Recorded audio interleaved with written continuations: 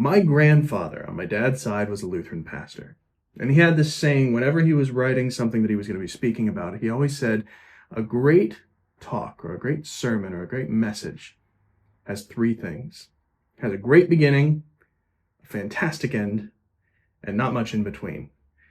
And I don't know if that's how this podcast is going to shake out. There's a lot that's going to be covered here. But as I was thinking about beginnings because of that saying that my grandfather had, I was thinking about how could I start this off?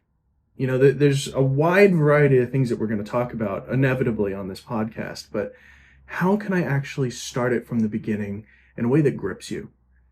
And especially in the story that I've already started telling about myself through TikTok is I've told you this story of a man who has moved overseas to live in this foreign land and is caught up in trying to learn and understand everything while still having that identity of where you came from.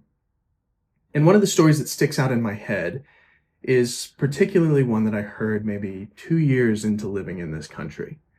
And it came from a friend who was studying into some of the letters that were written, some of the journal entries that were written of the early missionaries that came to Aotearoa, specifically in the South Island. And one letter I remember them telling me about that really, really stuck in my head, especially as a migrant to a different country. And in that letter, or in that journal entry, this missionary, whose name escapes me, I tried to look it up and can't find the information, to be fair, so take this with a grain of salt. But that journal entry opened up by saying that this particular missionary had received a letter. And in that letter, it was told to him that his father back in England had passed away. Now, the sad part about this letter was not necessarily just that this man's father had passed away, but in that letter, it went on to say that if he wanted to make good on his inheritance, to collect his inheritance from his father, he needed to present himself back in England within a year of the date of his father's death. Now, the saddest part about this whole thing was that that letter was postmarked 2 years late. So he had already been dead for 2 years when he received this letter. And honestly, it's quite eye-opening to realize just how far we actually are from everything, especially in this world where I am sitting here right now with two phones staring at me and a computer on my right. The phones are live streaming to an iPad that's recording this that hopefully is working and you'll be able to see on TikTok later. And in a heartbeat, if I wanted to, I could press a few buttons on my phone and with almost zero latency, be able to have a conversation face-to-face with somebody back in the States.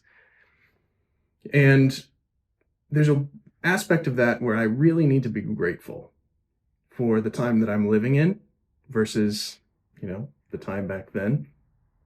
But there's still so much about this land that is so different to everything that I was brought up with, everything that I know, and everything that I understand. So the first couple videos that I had that went a bit viral on TikTok just sincerely came from me talking about the differences between Aotearoa and America. I think the first one I had that actually got some traction was talking about the healthcare systems, which is something that I'll get into later. But that kind of got me thinking as I was specifically around the time that TikTok was being banned in the States, that I was pretty desperate to hang on to this community that I found. It's something that's quite special to me, quite near and dear to my heart. And how could I expand that, especially in the light of TikTok potentially going away? Well, thus is born the idea for a podcast. But how can I make this podcast stand out? How can I make it different to everything else that's out there on the internet? What will make you guys want to listen and want to engage? So I sat and I thought about it for quite a while, and a while ago I had done a podcast with Kiwi Froyo, who makes very similar content to what I do. She was a migrant to Aotearoa. She's living up in Wellington, and I'm down in Timaru. But we sat down and we had a chat, and it was quite good. I think not only in the fact of us connecting on that level, but I think being able to express some of the differences to a wider audience. There's something interesting about that, not just for the locals of the place that are accepting the migrants, but also from the migrants' perspective as well. And with everything going on in the world right now, with the way things are, at the time of recording this, the U.S. is now in a trade war. I'm not going to go into it all, let's be honest. But in this time of uncertainty, being able to show that the wider world out there, outside of the microcosm of the U.S., is actually beautiful. And I think being able to take perspectives from all over the world, so not just from Aotearoa, not just from the States, would be actually quite good, quite beneficial. I think all of us need a wider and broader understanding of the way the world works outside of our bubble. So in this kind of introductory podcast, it's just me today, which presents its own kind of challenge. I've not actually had this opportunity before to just sit down and kind of, in essence, talk to you directly, but also as I'm sitting here, I'm talking to two phones and a microphone, and just kind of hoping that what I say lands with you, that is something that's valuable. So I figured I would take this opportunity to just kind of recount my story of how I got here in a little bit more long form, a little bit more casual. It's kind of hard for me, who's used to being able to cut and stop and start on TikTok, to continuously hold this platform and just kind of have this natural conversation. But I'm going to do my best to kind of give you the whole story here. So that story starts when I met my wife, who I have now been married to for 11 years, going on 12 this year. And I remember both of us, while we were dating, kind of having a conversation of, would you be okay with the idea of living outside of the US? What does that look like for you? And both of us were, not necessarily planning on it, but open to the idea of trying something different, of getting outside of our comfort zone and learning more about this big, wide world. So when we got married, let me set the scene for you. My wife had just graduated from nursing school, and she had started her first job in the nursing field in labor and delivery, postpartum care particularly. And I was still in university, and at the time I was studying to follow my wife in being a nurse. That didn't work out. Eventually, I did some certifications, became what's called a CNA in the States, or a certified nursing assistant, basically an HCA for my Kiwis who are listening to this. And in my tenure as a CNA, I worked on a cardiac ward, and seeing 11 deaths in 6 months really changed my mind as to what I wanted to do with my life. So when we got married, decided, let's actually do this whole traveling thing. Let's get out of our comfort zone. Let's go somewhere different, somewhere exotic, and learn the culture. Let's get immersed in it. Now, the really kind of interesting part about all this is that we wanted to do that, but we had no money, which isn't in and of itself interesting. But when we started thinking about it, my wife realized that she had a contact of somebody that she went to high school with, and actually someone that at the time she wasn't great friends with. But that person had come out to New Zealand, met someone, carried on a long distance relationship with them for maybe 4 years, I think it was, before she moved out here, and they got married, and they lived in Timaru. And we thought about it for a bit, and we sent them a couple messages, kind of introduced ourselves again. I had never met these people. They were friends of my wife. And we said, you know what? If we were to fly ourselves out to New Zealand, if we were to pay our way out there and, help pitch in for food and take care of your daughter for a night so you guys can go have a date night or something like that, would it be okay if we stayed with you? And I cannot overstate how thankful I am that they said yes. And, in this modern day and age of, hearing kind of the horror stories of what can happen when you aren't super familiar with somebody, that's a huge chance that they took on us. A huge chance that they took on us. And, I had literally never met these people until I showed up on their doorstep after almost 36 hours of travel. I couldn't believe it. But we landed after this amazingly long trip, something that we could never have imagined, never have fathomed, and drove ourselves for the first time on the left side of the road down to Timaru, which is, 2 hours south of Christchurch, and showed up on their door, knocked and said hello, had a quick shower, and then went straight to bed because we were so tired. But the next 2 weeks of my life were some of the best weeks of my life. We traveled around the South Island. We did the touristy thing. We saw Takapo. We went to Lake Pukaki, and my personal favorite, and probably the thing that inspired me the most, was seeing Aoraki Mount Cook. Coming around the corner, that windy road with Lake Pukaki on your right-hand side, blooming lavender fields on your left side, a bowl of mountains, traveling out to this unbelievably beautiful place. And just sitting in the awe and the majesty of that changed something in me. And all of a sudden, this holiday now started to feel like we had come home. And I can't really even begin to describe that, because I had spent my entire life in Florida. I'd gone on some holidays, but never really anything extended outside of the borders of the US.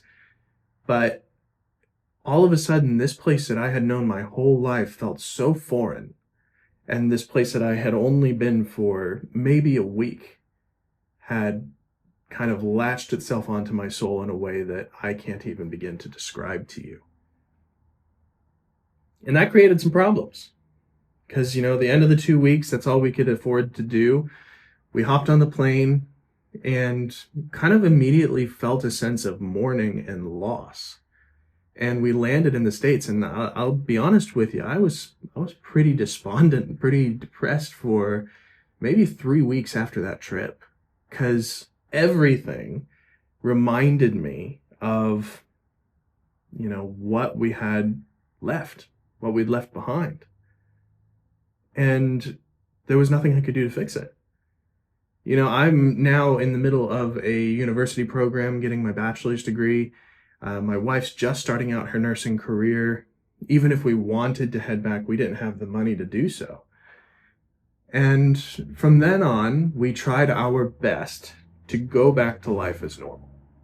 But always in the back of our minds was this little knock of, but you remember that? That was home. What you're in now, that's not. It's so bizarre to try to describe that to you, because, the sense of home that we had, the sense of homesickness that we had, was just overpowering and overwhelming, to be honest with you. Well, fast forward a couple years down the line, and we are now more seriously thinking about making the move.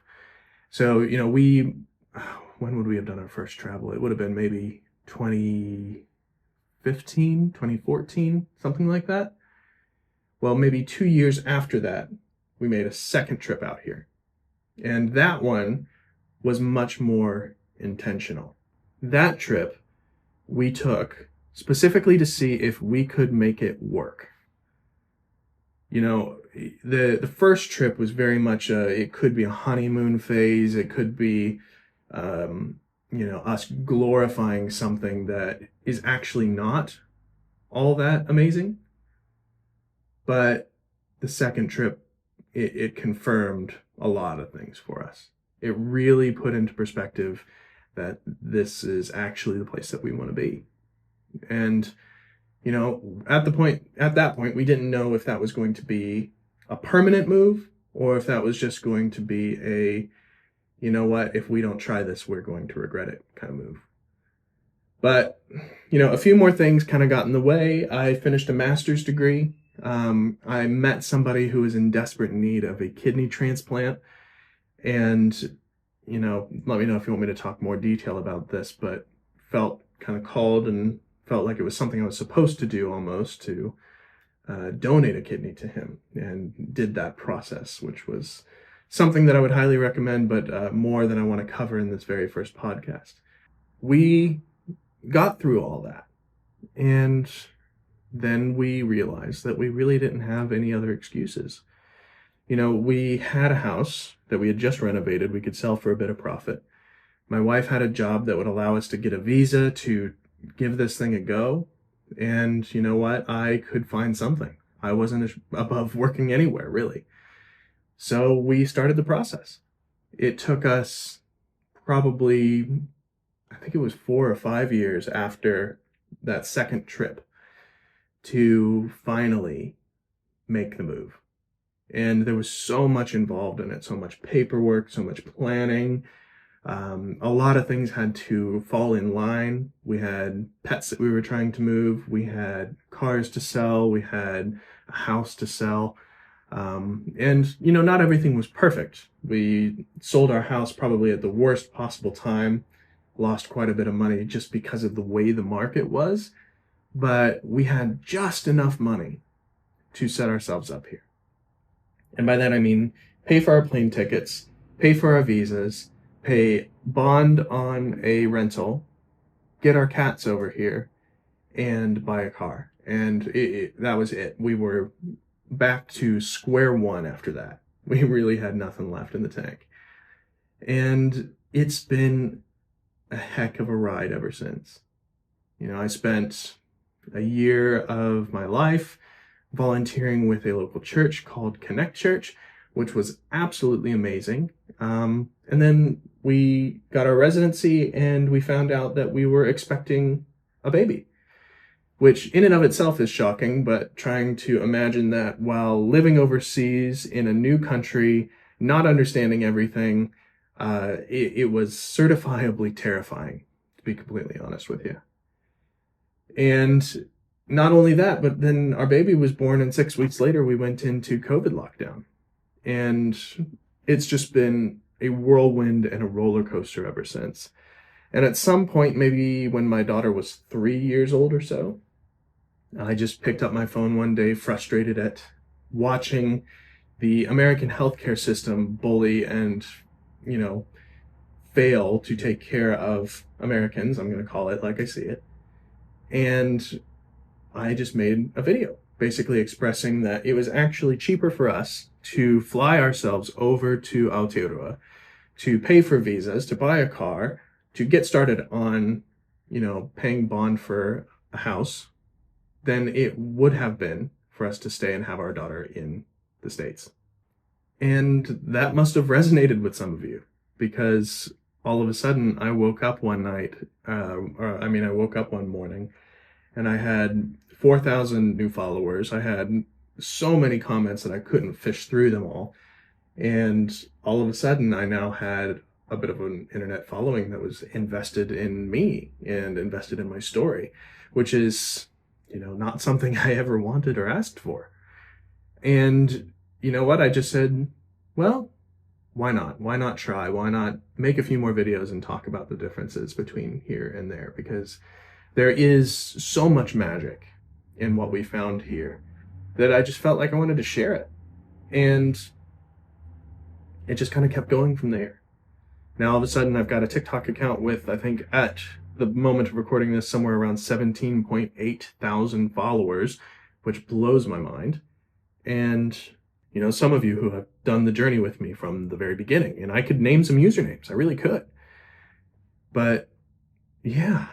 So now, on the precipice of TikTok potentially not going away, obviously, for this side of the world, but potentially going away for the Americans that have followed me and heard some of my story, I wanted to take a chance to expand it and to get outside of just being a mono-platform creator, not for the idea of making money, not for the idea of I'm good enough to be able to do this, I have zero confidence that this is going to go anywhere.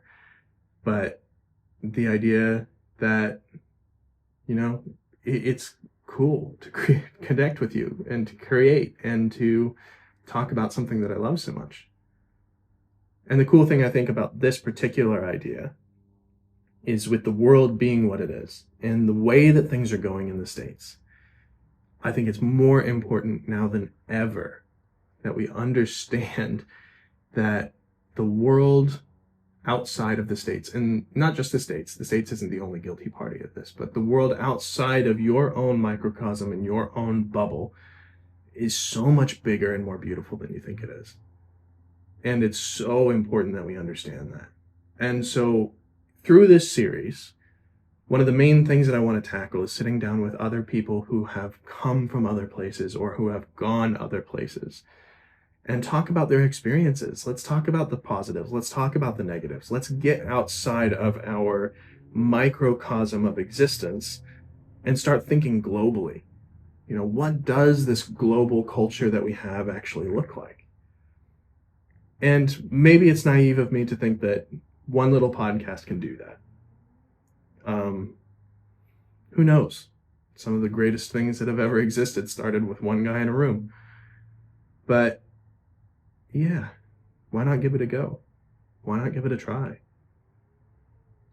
So if you've stuck with me this long, I really appreciate it. I'm not 100% certain where this is going to go, but I am going to give it a good effort. I'm going to give it a try. I have no idea if we'll make it past a month, if we'll make it past 2 months, or if this could become a new career. I have no idea. But what I do know is I'm thankful for everyone who has watched me from the beginning on TikTok, who's taking the chance to listen to this now. And I really do hope to share some stories with you, to help inspire you, to help you to see outside of your own little community. And not that your own community is bad. Don't hear that. But there's a grand big world out there. And, I've only seen 2 little corners of it, to be honest with you. And I found one that I fell in love with. And I hope to die here one day. That's a morbid thought, but, if we can take a little bit of time and have a couple conversations and help show the beauty of this world, then, that's a win. So thank you for joining me. I'm going to go ahead and wrap this one up, and we'll see how we get going. If you're seeing this on TikTok, I will be putting information out there, pinning it to my profile, probably putting it in the link in my bio of where you can find the actual full podcast. And if you're listening to this on podcast, feel free to reach out on TikTok. I'll probably try to create an email address for this. I'm kind of doing this flying by the seat of my pants. But I have one final request for you, and that's to help me come up with a name for it. Now, I'm going to be honest. I did a little bit of a cheating thing, and I put the premise of this whole thing into ChatGPT to see what kind of answer I got. And my favorite one that it gave me was Kiwis and Cowboys.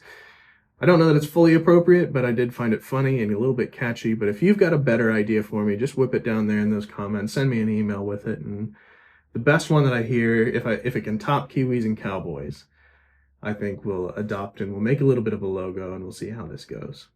But yeah, be on the lookout. I am going to be sitting down with DBL Wildlife, or Dave as what I know him, tomorrow to have a conversation with him. And then I think Thursday on Waitangi Day, at the time of recording this, I will be sitting down with Kiwi Froyo and expounding on what we talked about last time, going a little bit deeper and talking about, the state of the world. And that's an important conversation to have. I think that honesty and transparency is going to be good. So thank you so much for joining. I've said that too many times now. So without further ado, I'll see you on the next episode. Thank you again.